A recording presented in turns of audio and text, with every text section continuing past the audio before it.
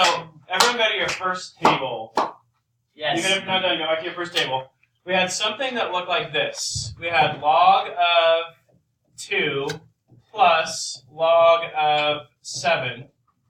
And what did you find out that was the same thing as? I'm making up numbers, but it's the same concept. Log of 14. Log of 14.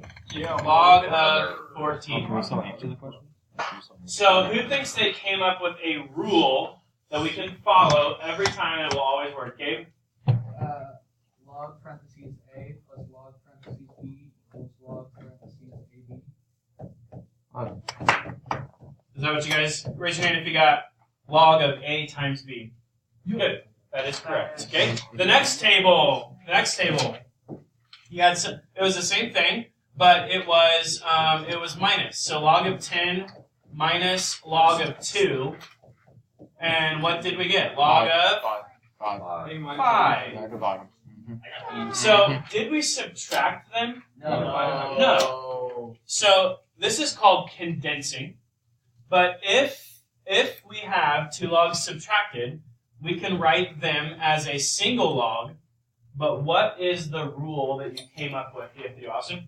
Log of A minus log of B equals log of A divided by B. Good. Log of A minus log of B is equal to log of A divided by B.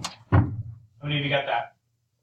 Good. And then the last one's not quite as obvious. We had something that looked like this. Let's say 2 times log of 5. And we actually found out that is the same thing as log of what, Jarrett? Oh, it's the same thing as, oh shoot, sorry. I got ahead of myself. Okay. It'd be log of 25. Yeah. And how did you get that? Log of 5 squared, which is the log of 25, right? So, Jarrett, the rule that you came up with, let's say we have A times log of B. What is that the same thing as?